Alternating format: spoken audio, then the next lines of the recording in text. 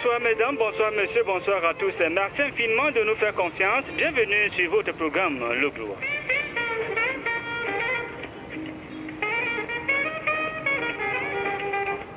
Le Gloire, c'est votre programme de promotion, de vulgarisation de nos différents droits. Nous parlons du droit social, nous parlons du droit pénal et procédure pénale. Nous parlons du droit d'assurance, bref, de tout ce qui peut nous permettre d'évoluer dans la société sans nuire à autrui. Nous avons pensé de mettre sur pied ce programme, mesdames, messieurs, qui est un programme d'animation et de débat avec tous les samedis de 17h à 18h. Pour vous servir ce soir, Maître Mvondor, avocat au barreau, sera là dans quelques instants. Comme victime, nous aurons Jean-Jacques Ekongolo qui est déjà ici avec nous en studio. Nous parlons de l'arrestation et de la détention arbitraire.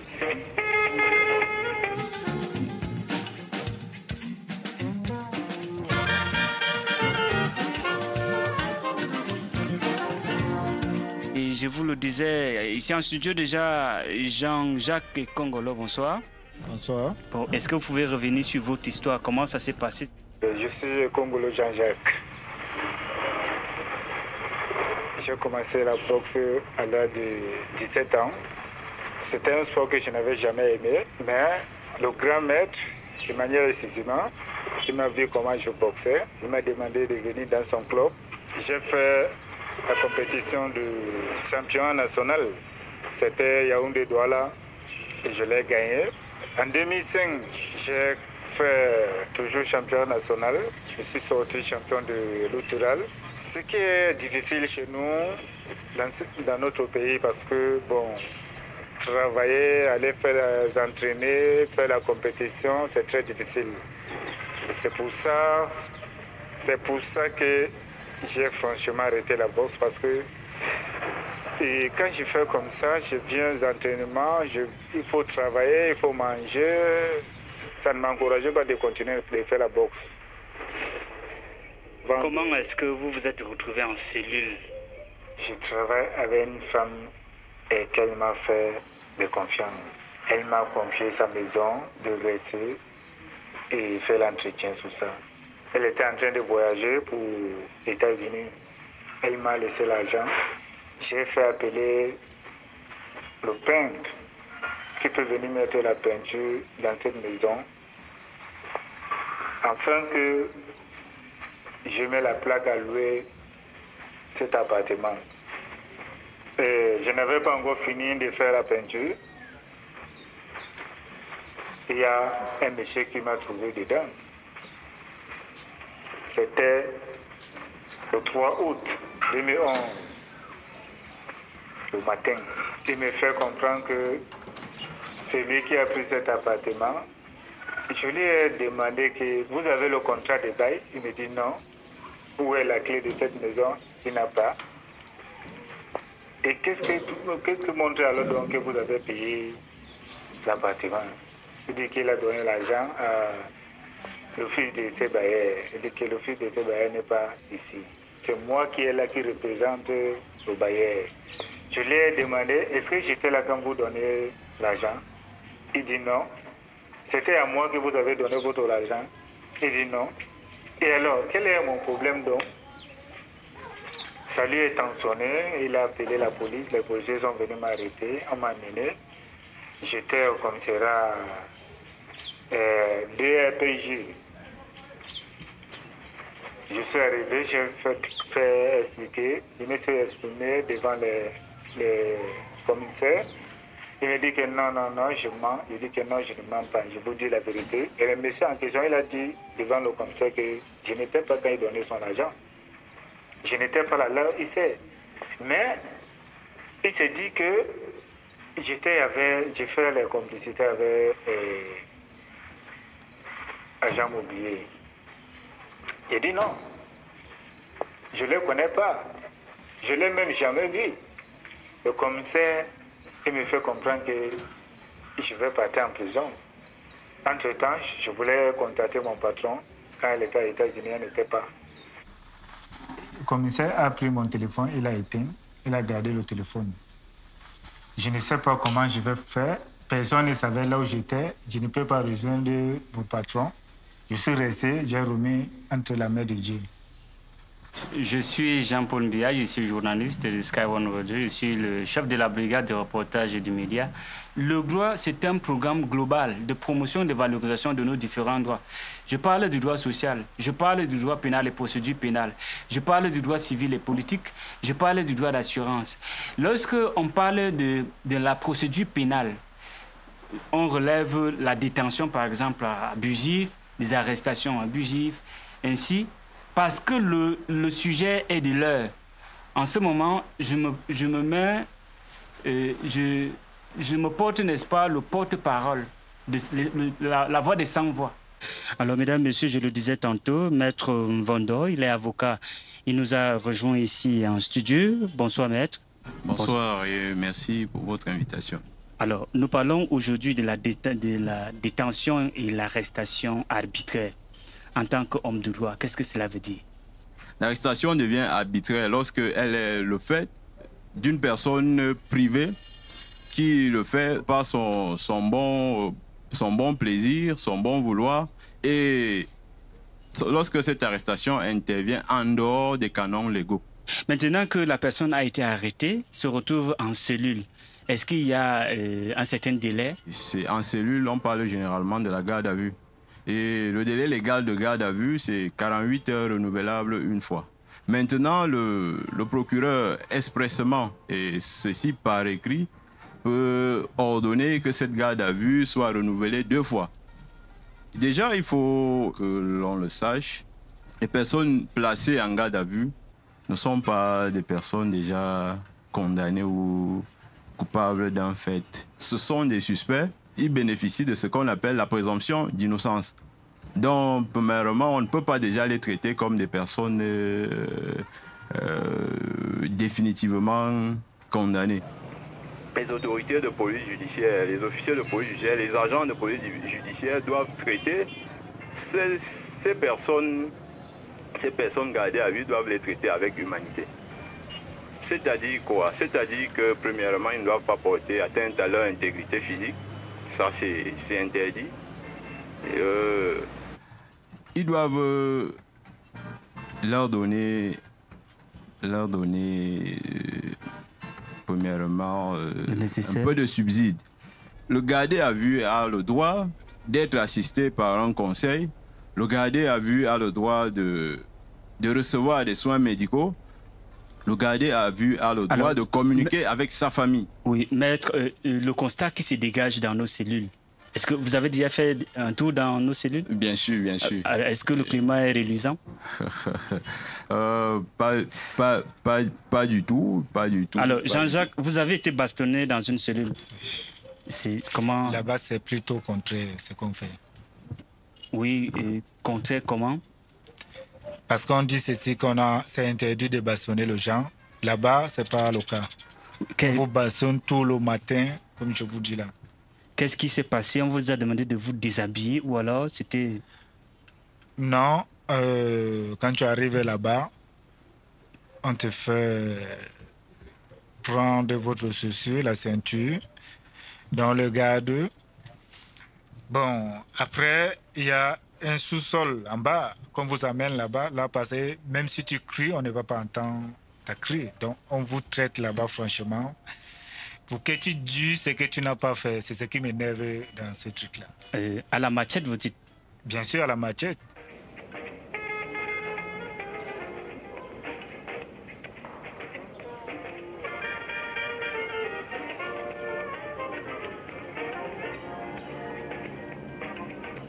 Je suis resté pendant 10 semaines au commissariat. Je ne mangeais pas, je ne buvais pas, j'étais comme ça là. Je ne voulais rien à ce moment-là quand j'étais en cellule. J'ai commencé à manger, c'est quand je suis parti en prison. C'est là-bas que j'ai commencé à manger parce que je savais que là où je suis, soit je vais mourir, soit je vais sortir. Là, c'est ça qui était dans ma tête.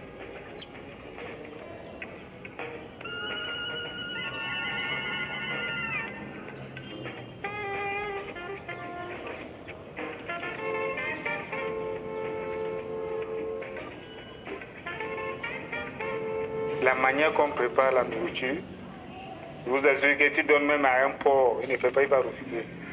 Mais nous j'étais obligés de manger parce qu'on n'avait pas le choix. On n'avait pas le choix.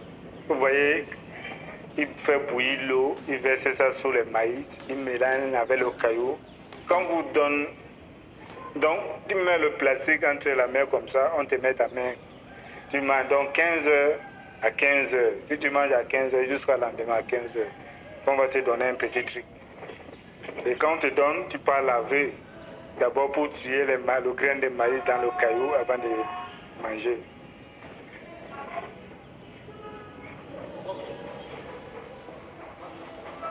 En prison, si vous n'avez pas fort, vraiment, même pour t'asseoir comme ça, il n'y a pas moyen.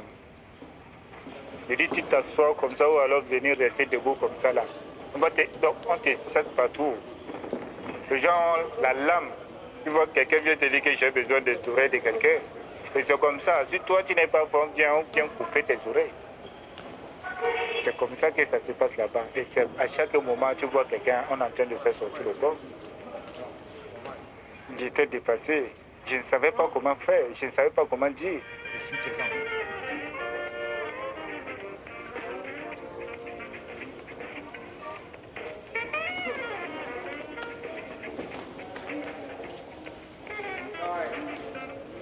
Il faudrait que les pouvoirs publics sachent que ce qui se passe dans les commissariats, ce qui se passe dans les brigades, ce qui se passe dans les prisons n'est pas logique, ne rentre pas dans le cadre, n'est-ce pas, de la promotion de nos différents droits.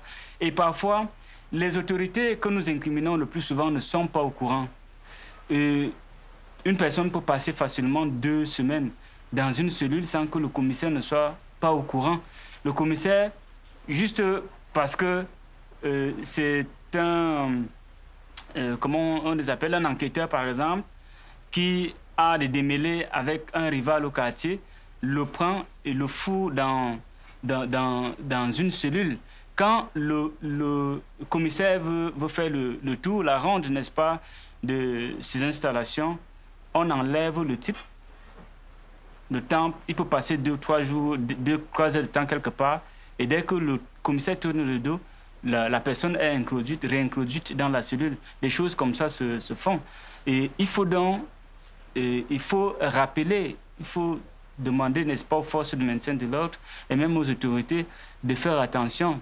Quand on écoute des émissions comme celle de Sky Wonderdois, ça fait en sorte que même si on avait l'intention de faire, on ne peut plus. Parce qu'on sait qu'on est déjà observé quelque part.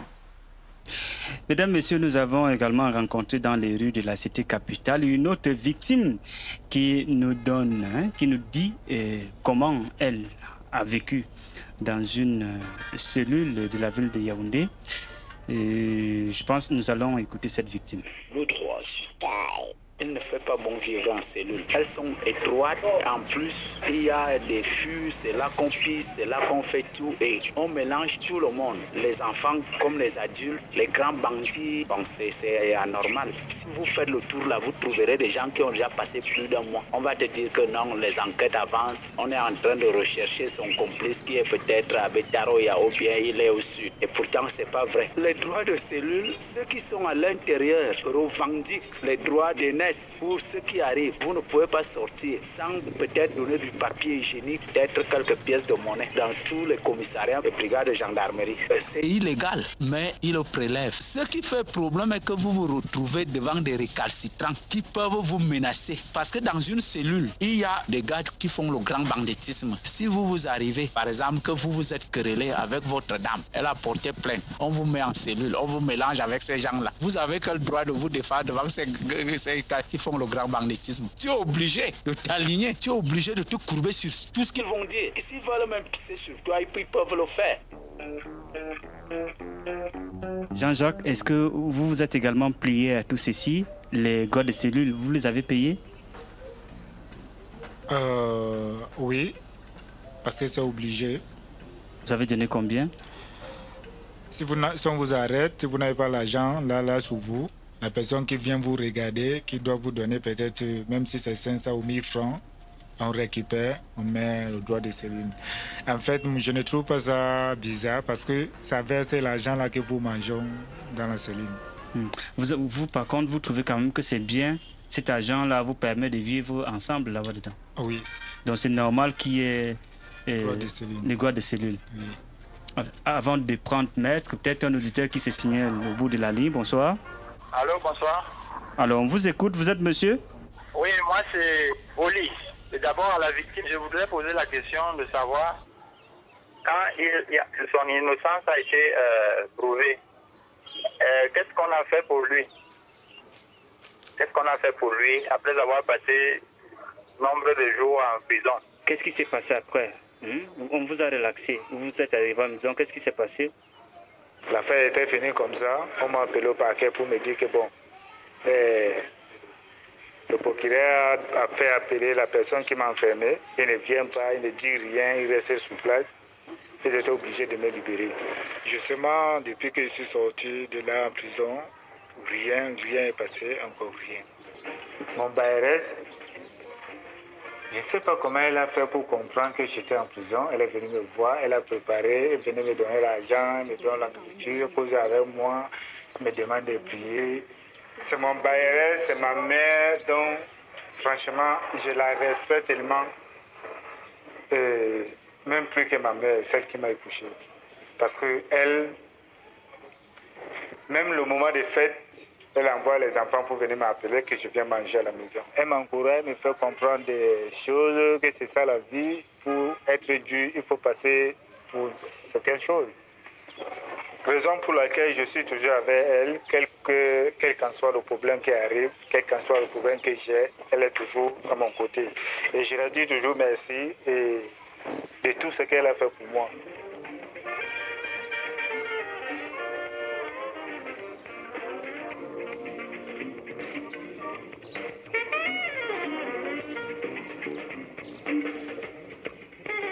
Ce samedi, nous sommes revenus en long et en large sur la détention et l'arrestation arbitraire. Nous comptons revenir sur le sujet dans les tout prochains jours.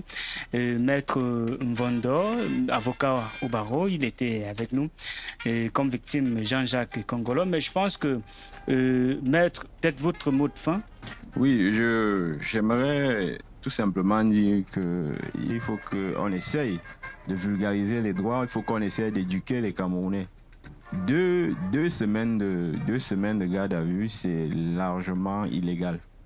La mise en onde était assurée par Michel Ndjele, la réalisation par Océane Douki, Jean-Paul Mbia pour présenter ce programme. Mesdames, Messieurs, nous avons parlé ce soir de la détention et de l'arrestation arbitraire. Je pense que samedi sera pour un autre numéro. Merci infiniment de nous avoir écoutés. Meilleur week-end à vous.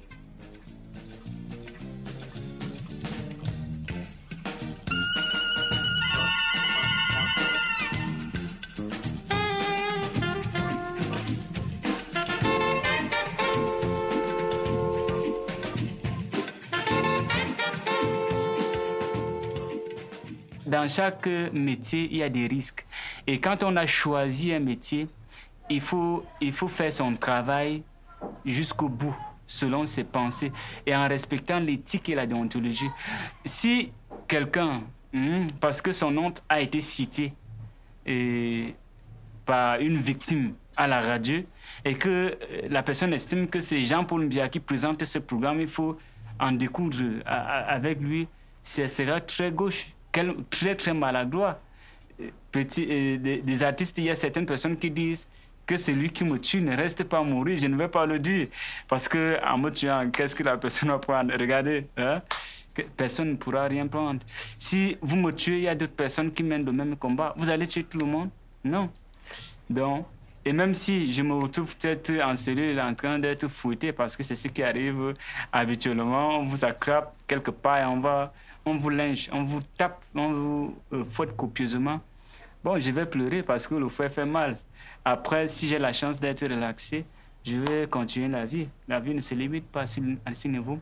C'est tout ce que je vais dire en conclusion, c'est que tant qu'on a choisi un métier, il faut aller jusqu'au bout. Il y a des risques dans tous les métiers.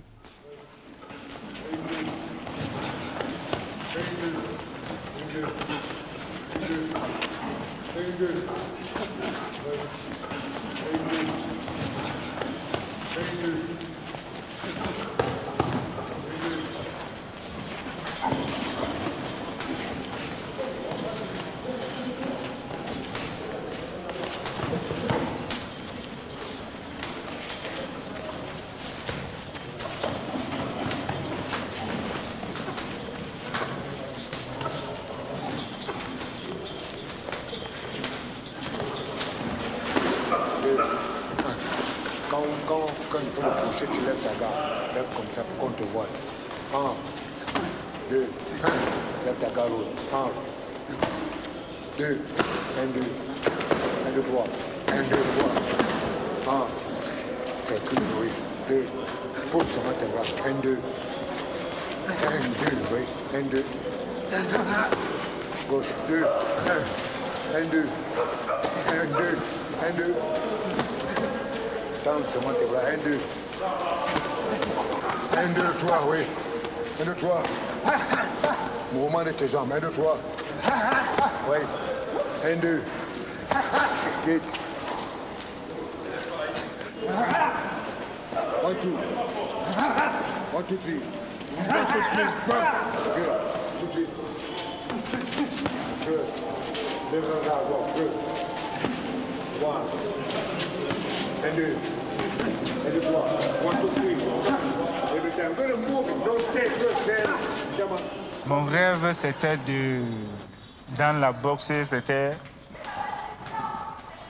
que je deviens quelqu'un dans la boxe. Donc, ça dit, je voulais être le champion du monde. Représenter vert, rouge, jaune. C'est-à-dire, partout là où je passe, qu'on sait qu'il y a un Camerounais qui est passé ici. C'était mon rêve. Malheureusement, mais c'est pas gâté, hein. C'est pas fini. Là où je suis là, je suis en train de recommencer. J'espère que ça va aller. 1, 2, 3, 1, 2, 3. Come on. I only want to see you moving. Le problème que j'ai eu en prison, ça m'a découragé de faire la boxe, mais à la fin, j'ai compris que c'est pas la solution. C'est pas la solution. Il faut prier Dieu, celui qui te montre la route, celui qui te montre ce que tu dois faire. Oui, tu peux aimer à faire ceci, que Dieu n'a pas, ce n'était pas ce que tu devais faire. Donc ça ne va pas marcher. Là, je suis en train de revenir avec la force.